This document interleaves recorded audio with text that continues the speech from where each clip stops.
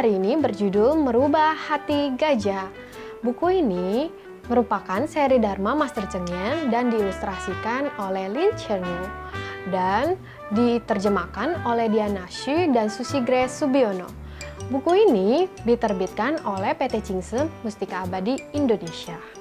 Kira-kira apa yang terjadi dengan sang gajah? Mengapa harus merubah hatinya ya? Kak Gisel jadi sangat penasaran nih. Sahabat ceria di rumah pasti juga penasaran kan? Yuk kita simak ceritanya. Sahabat ceria, dia gajah yang akan kita baca ceritanya hari ini. Tapi lihat siapa orang-orang yang di samping gajah ya? Segera kita cari tahu yuk jawabannya sahabat ceria. Ada seekor gajah bertubuh kuat dan sehat.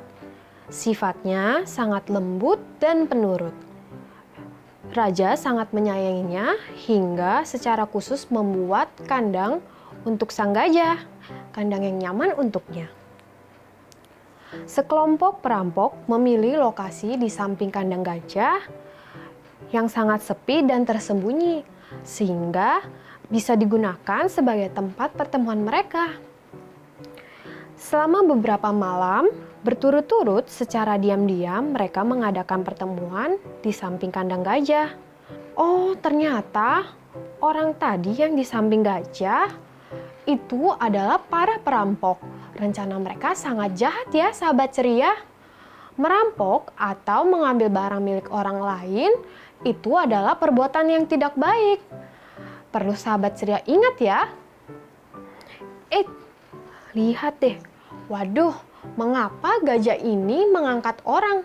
Sahabat ceria, apa yang terjadi ya? Gajah yang baik hati seharusnya tidak melakukan hal seperti ini. Gajah telah mendengar berbagai ucapan berisi kata-kata yang sangat kejam. Lambat laun sifatnya berubah menjadi gajah yang beringas. Setiap orang yang dijumpainya dibelit dengan belalainya lalu dibanting. Menjumpai hewan bertubuh kecil, lalu ia menginjaknya dengan kakinya. Sama seperti telah terjangkit penyakit gila. Sahabat ceria, sang gajah telah mendapat pengaruh buruk dari ucapan para perampok selama berhari-hari. Jadi sekarang sifat gajah telah berubah menjadi gajah yang tidak jinak dan baik hati. Orang yang merawat gajah itu lalu melaporkan hal tersebut kepada sang raja. Mendengar hal tersebut, raja merasa sangat khawatir. Lalu ia pun memutuskan untuk menyelidiki hal tersebut. Mengapa gajah yang baik hati dan jinak berubah menjadi kasar dan kejam?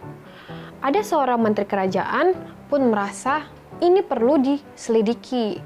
Nah, kira-kira teman, semoga menteri kerajaan segera mengetahui penyebab perubahan si gajah ya. Apakah sang gajah dapat kembali menjadi gajah yang ramah dan baik hati? Bagaimana ini sahabat ceria? Apakah sang gajah berhasil berubah kembali menjadi gajah yang baik hati ya? Untuk mencari tahu, yuk kita baca halaman selanjutnya.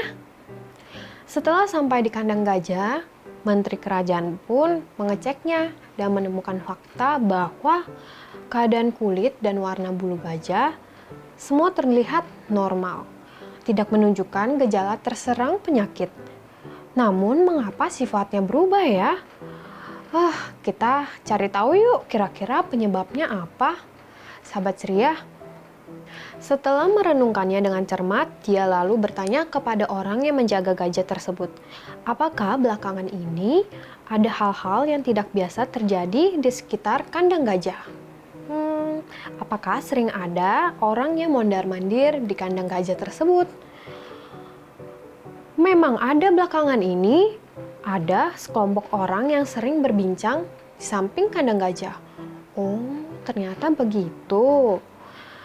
Saya tidak tahu apa yang diperbincangkan mereka, namun sepertinya mereka bukanlah orang yang baik. Setelah mendengar hal tersebut, menteri kerajaan pun mengangguk-angguk. Oh, rupanya demikian apa adanya. Sahabat ceria, menurut Kak Gisel, menteri kerajaan sudah tahu apa penyebab sifat gajah berubah?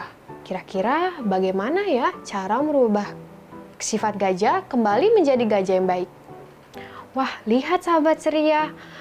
Gajah kembali mengangkat seorang anak kecil, namun kali ini sedikit berbeda. Lihatlah wajah sang gadis, terlihat sangat senang ya. Apakah ia berhasil berubah menjadi gajah yang baik hati? Menteri itu melaporkan kepada raja kondisi tubuh gajah sangat sehat. Hanya hatinya telah berubah karena terpengaruh oleh ucapan sekelompok orang jahat. Membuat sifatnya berubah drastis. Harus ada orang yang berbudi luhur memabarkan hal baik kepada sang gajah. Baru dapat memulihkan kembali sifatnya menjadi gajah yang baik.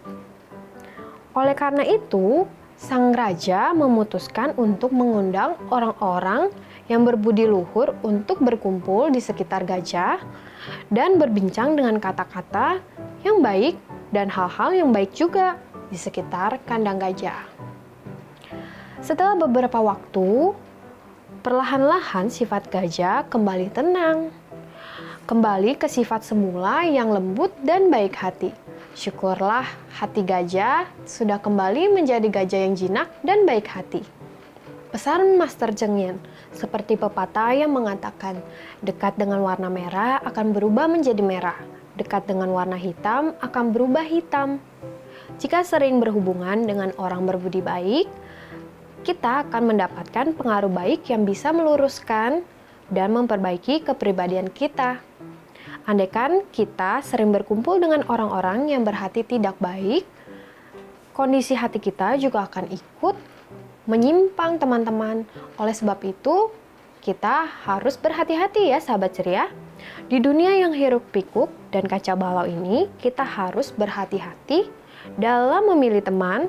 Pilih teman yang baik dan hindari teman yang bersifat tidak baik. Dengan demikian, kita tidak terseret ke dalam arus pergaulan yang tidak baik dan hidup dengan sembrono tanpa tujuan. Sahabat ceria, senang sekali ya akhirnya sang gajah dapat berubah kembali menjadi gajah yang baik dan penurut. Ayo, dari cerita ini pesan apa yang dapat kita ambil? Benar sekali seperti kata Master Cheng Yen tadi, bahwa kita harus berhati-hati dalam memilih teman. Jangan sampai kita terpengaruh dan terseret oleh perbuatan yang tidak baik hingga menjadi orang yang tidak baik.